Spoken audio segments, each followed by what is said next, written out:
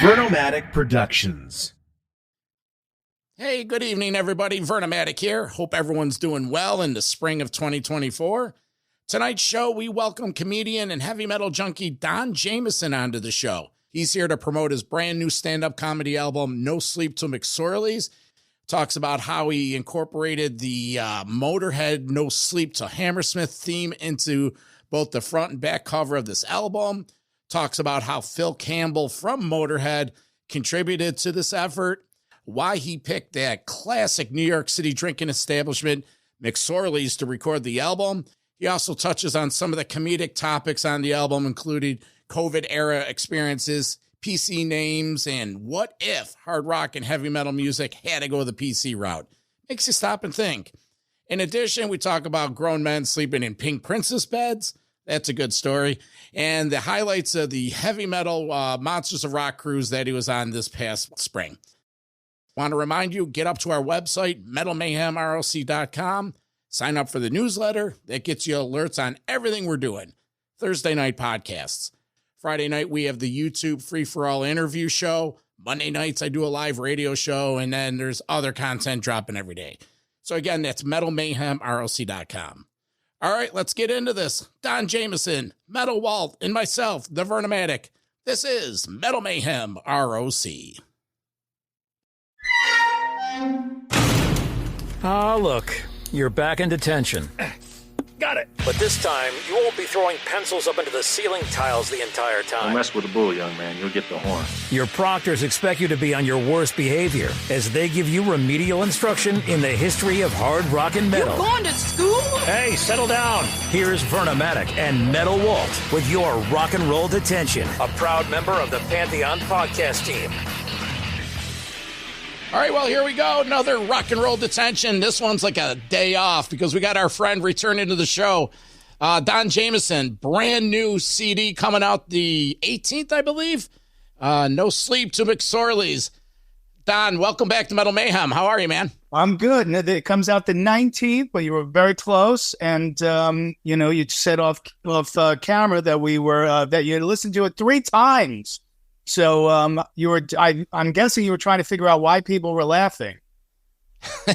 No, the editing took care of that. But quickly, we're going to go through a lot of this. The one thing I took away from this, we're about the same age.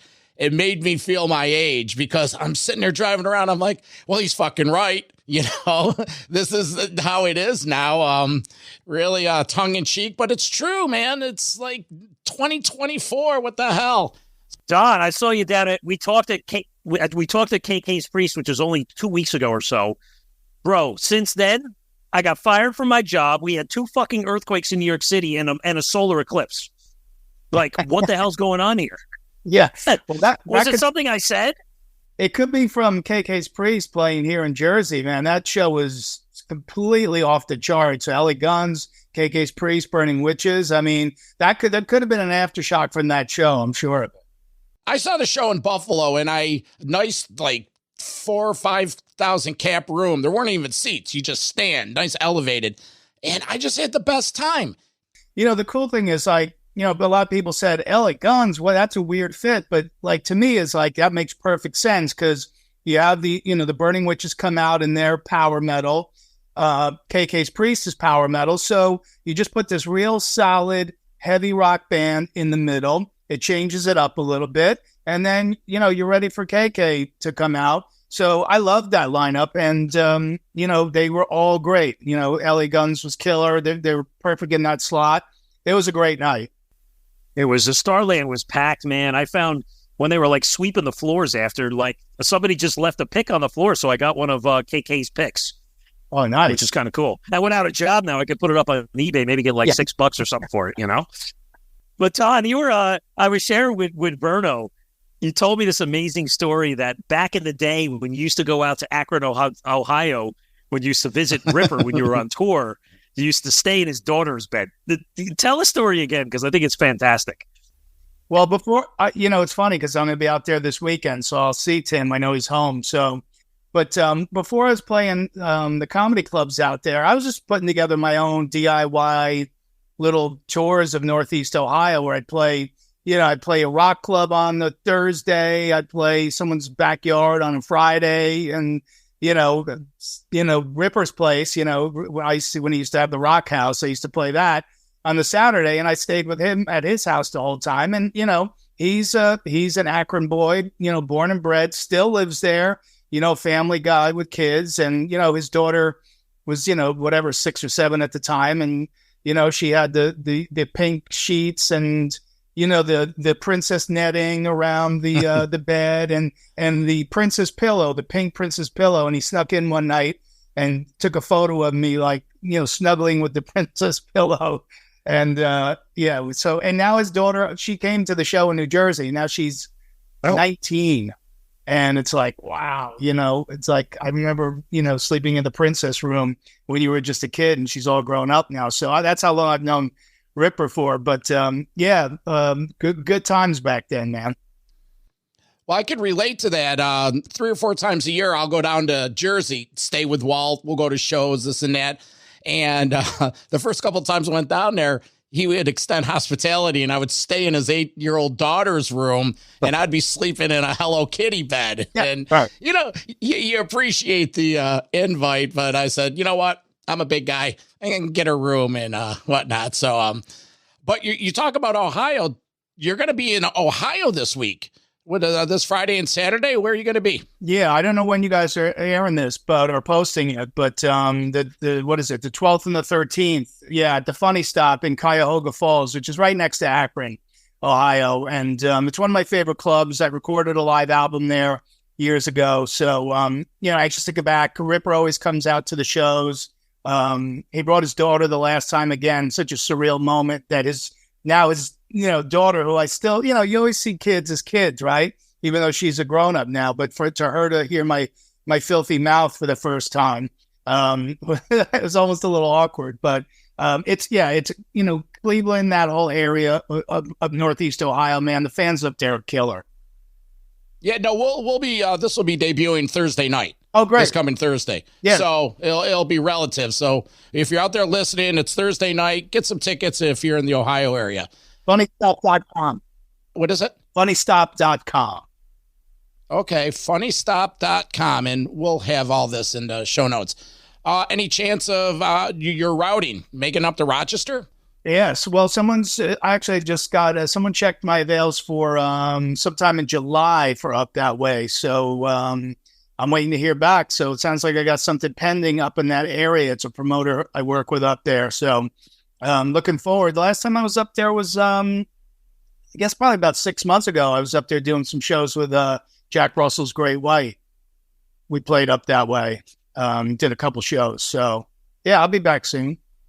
And that's tough. I saw some video clips earlier today up on Metal Sludge, and the live shows, it's looking a little sad. Do you see some of that? With Jack?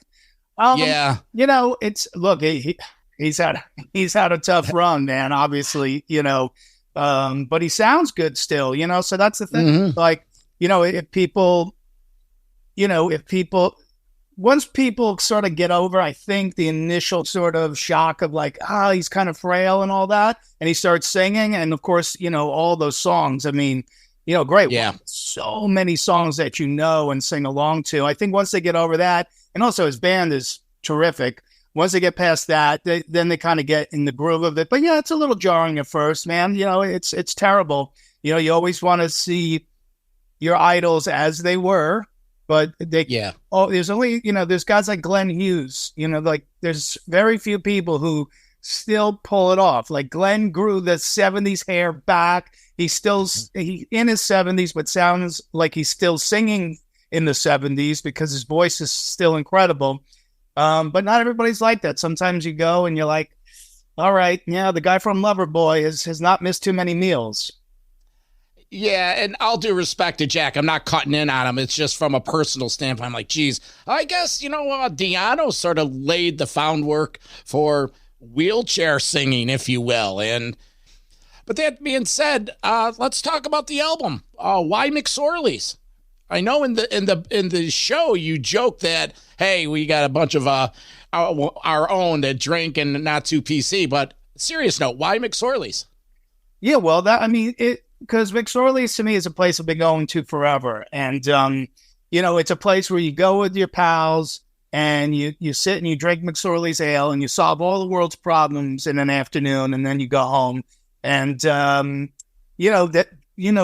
as you sort of alluded to, like a lot of material on this album is me trying to figure out what the hell's going on in the world.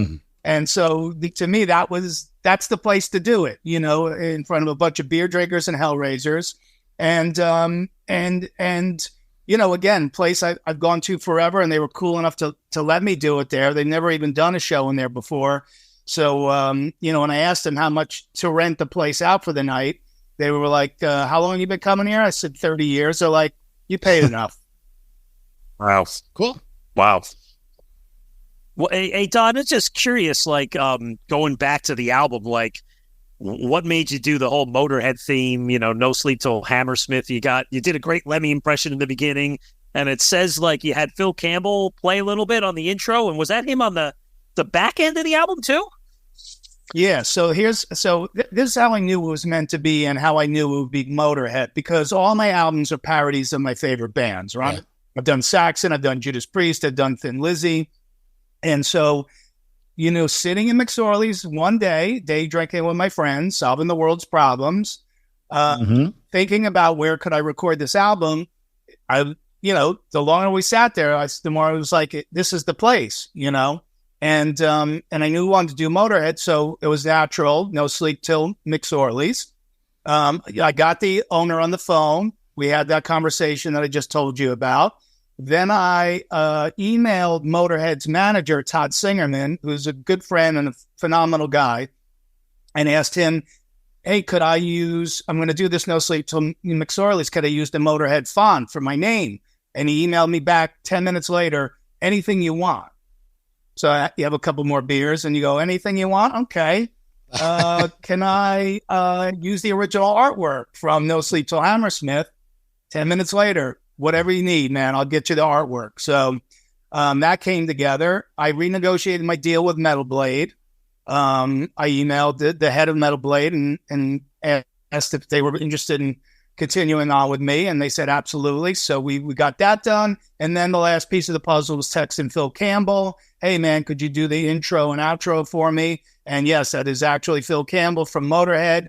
And he was gracious enough to say, yeah, I'd love to do it, man. So it was meant to be this way, man. And in 1 hour of day drinking, I got all that stuff done. That's awesome. When was that recorded?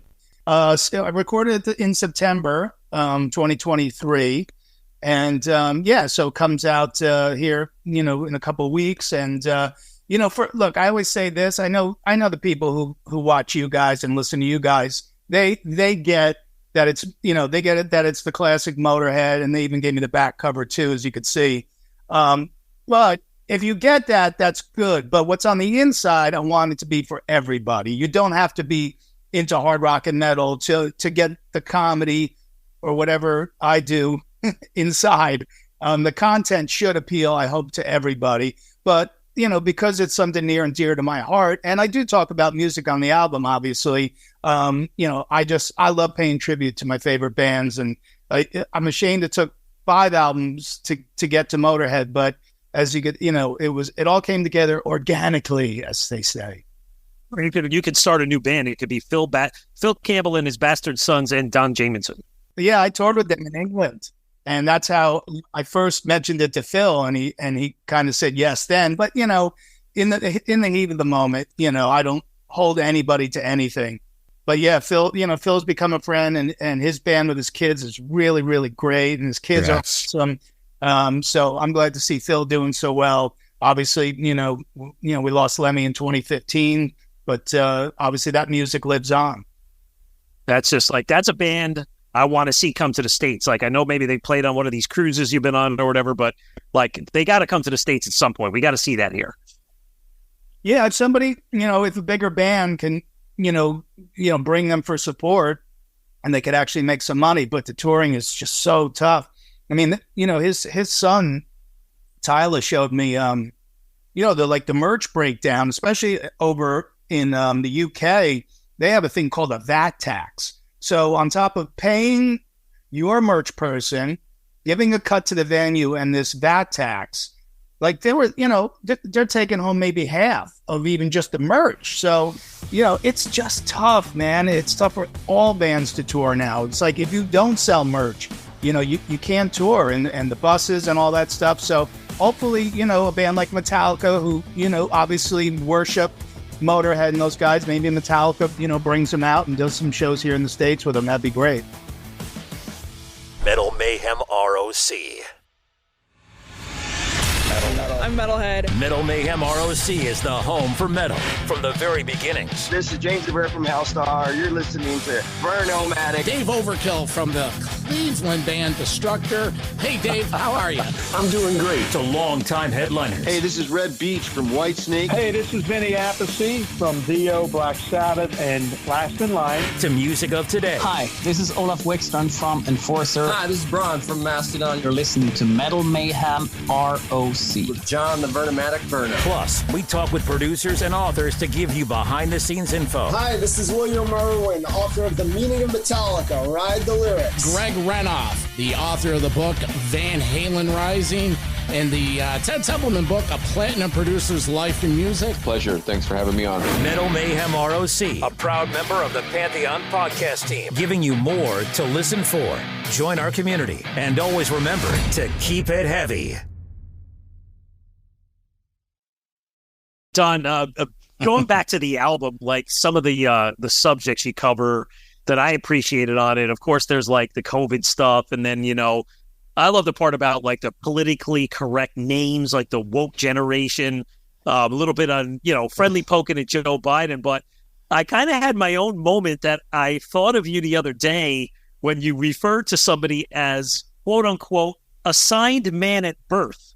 So my son plays roller hockey, and we were down in Aberdeen on Saturday morning, and I'm waiting for him to come out from his youth league, and the female roller derby team, the New Jersey, whatever they're called, they're coming out. Now, these women are jacked up like an offensive line on the frickin' Jets. And in comes this person who's about 6'2", with a bulge in the front of their pants and tits. So, assigned man at birth playing on the roller derby team. Assigned male at birth. That's right. Yeah. And hopefully they don't suck as much as the Jets offensive line. But it's a crazy world we live in. And of course, and I apply that to a bunch of the bands that we love, and I make their names politically correct on the album.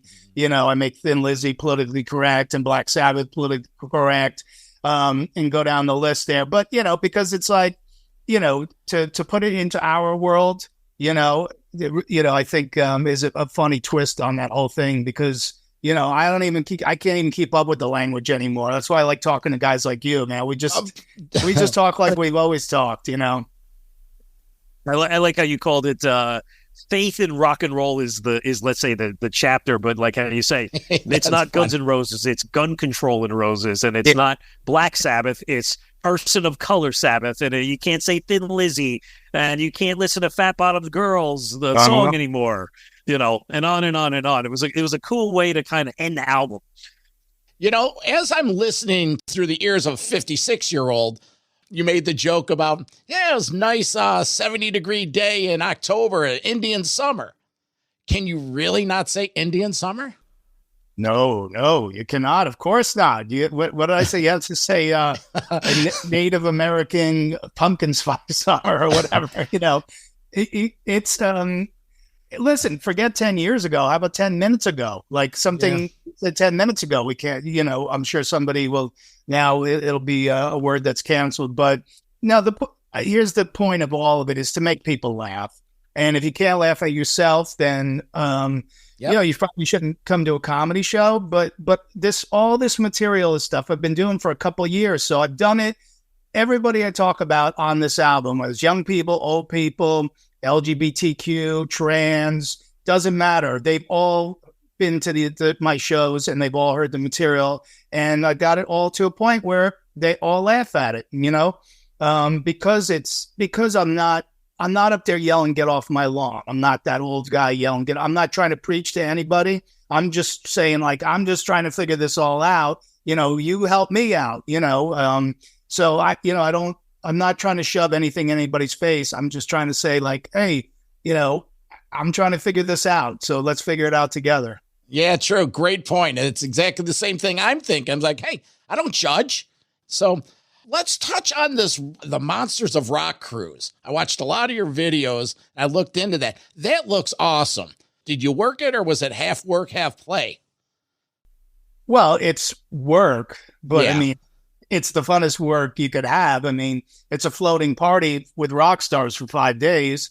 And myself and Jim Florentine and Eddie Trunk host it every year. And it's, it's the Love Boat with STDs. I mean, it's, it's a great time. The USS Mullet of the Sea.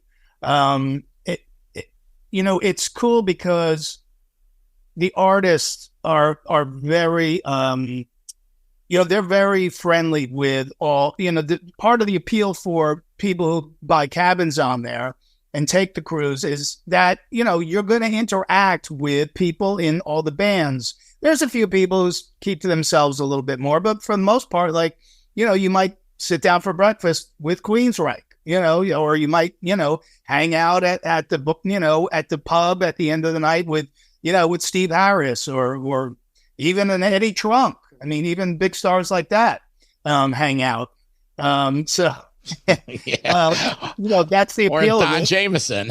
Or Don Jamieson. He'd buy me a Miller Lite. I'll hang out with you all day. But it's a cool time. There's stuff going on from 10 in the morning till 2 in the morning. So that, you're always running from one thing to the next.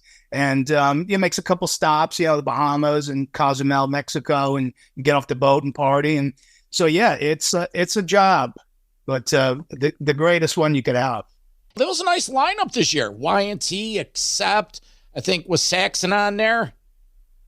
No, KK's Priest was on. KK's, and some bands that maybe you wouldn't go see them if they weren't on there, but because it is on there. So it's worth going? It really is, because then you have other stuff like, I'm always one of the judges of the So You Think You Can Shred contests, where cruisers bring their guitar on the boat and they get up and, they're given time to shred. And Kip Winger hosts it.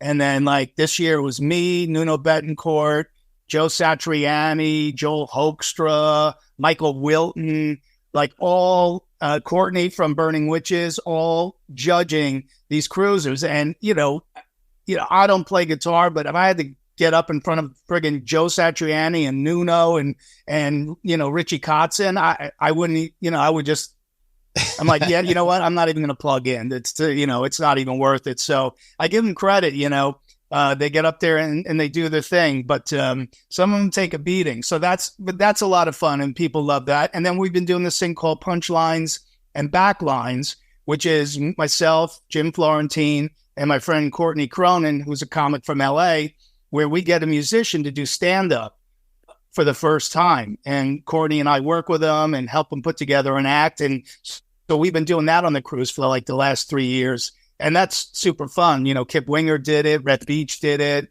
Todd Latore from Queensryche did it. Jeff Scott Soto did it this year. So it's really fun. And the guys all do really well, because everybody's, rooting for them. I saw a video, Reb Beach singing. Was he doing karaoke? And he sang some ballad or something?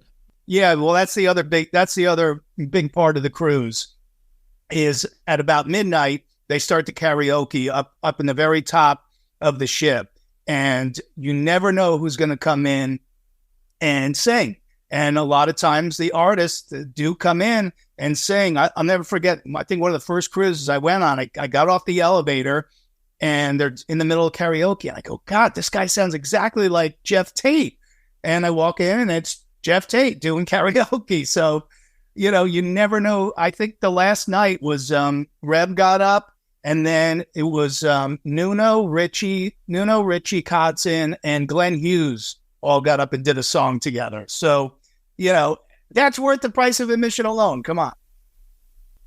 Listen, I can't imagine, like, when the hell do people sleep? Or is it like a 3-hour pocket from 2 to 7 and then you go to the breakfast? And Don, like, I'm imagining this too. Like, what's the code of conduct? Like, Steve Harris is down having eggs at 7 a.m. Do you have people that are like, "Hi, Mr. Harris, can I have a photo?" Or do you have guys that go over and be like, "There's Steve, like, oh, you're fucking best bass player ever," and like kind of, drool all over the guy?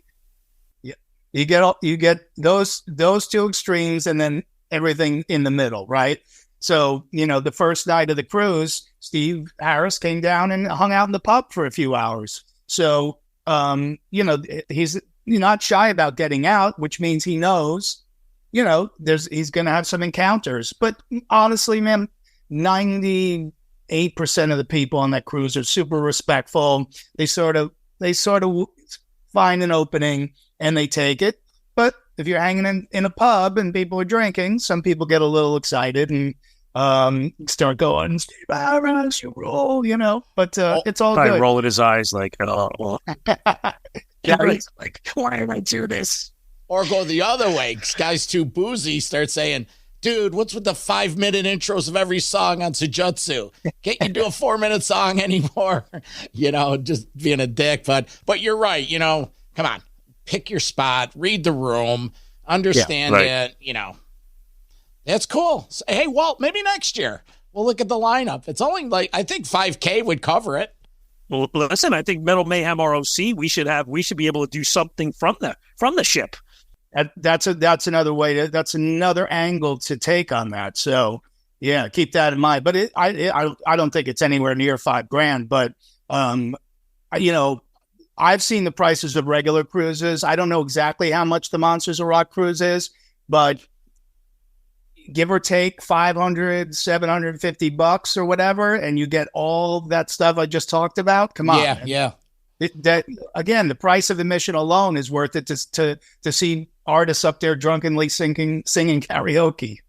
And Don, it's talking about the cruise. Like, again, one of the things you talk about on the album is, like, there was a performance once where you were actually doing comedy and up comes this pink princess cruise boat. Like, tell a little bit about that story because it's really funny. Well, I know I don't want to give away the bit. Okay. But now that I'm thinking about it, the Disney princess has become a through line of my life. Sleeping in the princess bed with the princess pillow at Tim Owen's house, and then performing on the pool stage on the Monsters of Rock cruise when we're docked in Nassau, Bahamas, and not realizing that the Disney princess is docked 10 feet away, and I'm up there like Andrew Don Clay, like cursing and screaming my head off, and everybody's laughing because they're looking over and they're just seeing like these parents like freaking out because they could hear every word I was saying on their ship, and it definitely wasn't appropriate for an 11-year-old dressed as Mulan. Let's put it that way. Well, unless you guys in karaoke, you broke out a killer version of "It's a Small World" after all. Right. Well, the karaoke's inside, so I think I haven't performed on the pool stage since that, but since that happened. But yeah, sometimes things get tricky in port. One of the cruises a couple years ago, we were in San Diego, and John 5 was playing on the pool stage, and the cops came on the boat and made him shut it down because there was a bunch of apartment buildings around the port who were complaining about the noise, which was, so friggin' metal. So I loved that. But it was great because then John and his band just broke their stuff down and their crew, and they took it downstairs to another venue and a smaller venue and just set it up, and they picked up right where they left off like 30 minutes later. And it was so cool. That's like a Spinal Tap moment right there. I just saw John about a month ago up here in Rochester, and it was weird. He didn't have a bass player. It was just him and the drummer, but on certain songs, the guitar tech would come out and play bass. I just didn't understand, but he was good. It was enjoyable. It was cool. That Rocks in that Jamieson show. Back in production every couple weeks on That Rocks. What do you got going on with those two shows? Well, that Jamieson show just ended at 235 episodes. And I just started to add the interviews from all those shows up on my YouTube page, which is just YouTube/Don Jamieson. I uploaded I interviewed John Densmore from the Doors. I think that interview's up. I'm going to put the Halford one up. But I'm moving on to do a different concept with a co-host you guys will definitely know, which I'll talk to you guys about when I'm allowed to announce it. But the thing that rocks, also on YouTube, which is myself, Eddie Trunk, Jim Florentine. Yeah. We got about 25 episodes up there. We filmed like 6 interviews on the Monsters of Rock cruise. So we just put one up, I think, a couple of weeks ago. We went live and rolled it in. Mark Tornillo from Accept, who were one of the big hits on the boat. They were absolutely incredible. So we got that coming up. We got a bunch more. Glenn Hughes coming back on the show. Joey and John from Armored Saint. Jason McMaster. So we're definitely gonna have a lot of episodes coming out this summer. So that's YouTube at That Rocks. Cool. They're all great people because, we're all friends with them too, and look forward to that. Yeah, man. Let's, doing that metal show for 14 seasons was a great, great honor. But no matter whether there's, millions of viewers around the world or a handful, I'm still going to always have some kind of platform where I can help these bands that I love so much out. And as well as doing obviously my stand-up, but my foot's firmly in the rock world. You guys are doing it, man. We all do this together. We all elevate, our genre, and that's super important because this is our kind of music ebbs and flows a lot. So the more we support it, the more we keep it out there, the more we raise our kids. You touched on a subject a little earlier, and I just want to get a little more of your opinion about this touring landscape. Like a band like Raven, they're coming to town in a few weeks, and I'm following the tour.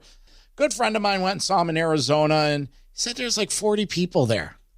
Yeah. How do they keep going around? How do they... And I understand both John and Mark have other financial involvements, and, that's probably paying the bills, but what keeps them coming back? I know they have a new album, and it's the tour cycle, but what's your take on this touring situation? Well, I mean, you saw even with John 5, John 5 always had a trio, and he cut it down to a duo now, so you're trying to save money everywhere you can. You're trying to figure a way to tour where you can actually go home with some money, not break even. That's, Phil Campbell and the Bastard Sons can't come here and make money. Unfortunately, that's why I had to go to England. And, the tour I was on was Black Star Riders, Phil Campbell and the Bastard Sons, and Michael Monroe. That, to me, that's like a dream lineup. But that wouldn't, you get 100 people in the club to see that in America, which sucks, So I'm so glad I got to see that show, a dozen times. It's America's sometimes a tough market to crack. And if you can't make it, a lot of bands go, look, I know we're going to lose money, but it's just a matter of how much are we going to lose on this tour. So, a band like Raven, hopefully, if there was 40 there one night, maybe hopefully the next night there was a few hundred for them. I guess sometimes, they got an older fan base. If they play on a Tuesday somewhere, they're going to have less people because their fans are older like us, and everybody gets up and goes to work. On Fridays and Saturdays, they probably make their money, right? But it's a tough go for anybody, even if you're kind of an established band. But I always say I'm lucky. I get to go see shows pretty much all the time for free, but I always go right to the merch booth, buy something the minute I walk in the door, because at least I know that money goes directly to them. And that's how 95% of them are making any money, is by selling merchandise. So if I could give advice to anybody, if you go see your favorite band, if you have a couple extra bucks, I know a lot of people don't these days, but if you do, buy a pin, buy a sticker, buy something if you can. That's funny you say that, because at the KK show, I went to the merch after one of them, and I was talking to Ace Von Johnson, and whatever, I wanted to buy something, and I'm like, you got any patches or stickers? And as it turns out, the guy from Odin was there, Duncan. I forget his first name. So I go, what are you doing here? He goes, I'm selling merch. So there I am. So I bought his stuff. And it was weird. It was weird. But yeah, you always got to buy something. Just support. And, not for anything. Like you said, we're doing our share by getting the word out there. And, besides the interview, we do the blogs. This is going to be on our YouTube. I'll soundbite this out and put it on our radio show on Monday nights. It's a three-headed promotional what we're doing here. And you know what? We make a little money, but it's for the love of it. If you can get some free tickets and talk to dudes, then it's all good. You just said it all, man. It's the love of it. So you want to know why we're giving place for 40 people? It's for the love of it, And if you don't still have that passion, there's no sense to do it. If stand-up still wasn't fun for me, I definitely would not do it. There's other things I could do. I'm not sure what they are, but there must be something else I could do. But if you don't love it, if you're not committed to it, there's no sense to do it. But yeah, we all got to make a living. Everyone's got bills. You're still excited to do it. You still get excited about going on the road. As much as it sucks traveling, don't want to sound cliche, but it's worth that buzz when you get introduced and you walk out there and you make friends for that 50 minutes that you're on stage. That's what it's all about. Exactly. So when people start to pre-order my new album, No Sleep Till McSorley's, then I could just sit back and count the millions that will start coming in from all the pre-orders of the album, and I'll have physical copies at all my live gigs. So if you want a CD or later in the summer vinyl, I will have those available as well. So we got a shitload of shows coming up by us. How do you fit them all in? Is there ever a scenario where Don says, you know what, I'm not booking any shows on the weekend of August 6th because I'm going to see 5 shows in a row at PNC and I'm not working that weekend?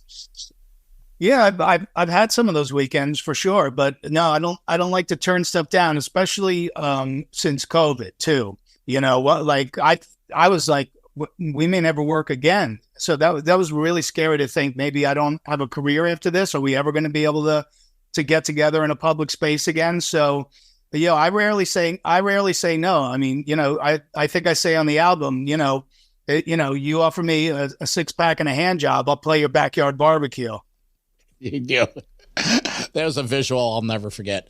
So one more time on the website, where can people find info on you? Just on all my social media, Don Jamieson Official on Instagram, Facebook, Real Don Jamieson on X, YouTube Don Jamieson. I post all my gig dates up there and stuff. Not the backyard gigs. I mean, but the legit gigs are all up there. And like we said, Cuyahoga Falls, the Funny Stop this Friday and Saturday. And just continuing on, man. Appreciate the support, you guys. Thank you. Walt, any parting shots before we let him go? Oh, but Don, I know I'm going to see you at one of these. There's like the spring and summer in Jersey and New York, man. It's like there's 2 shows a week, it looks like. So we got plenty of stuff coming up. Priest, Queensryche, Raven, The Shed, Sammy Hagar, Deep Purple Yes was announced today. Tons of shit. Yeah, I'll definitely be at the Sammy one.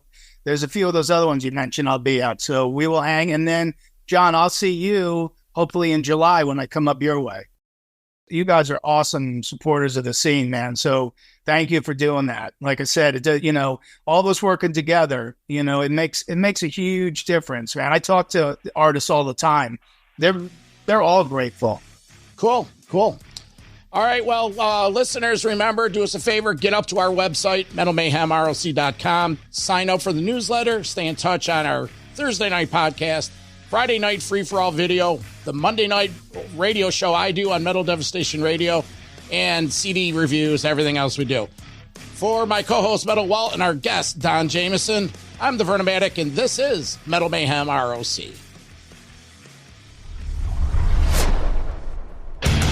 Metal for life. Thank you for listening to Metal Mayhem ROC. Check out our website at metalmayhemroc.com for information on podcasts, archives, links to all our live radio shows, and all sorts of info. Please like, follow, and share with everyone, even your non-metal friends. And always remember to keep it heavy.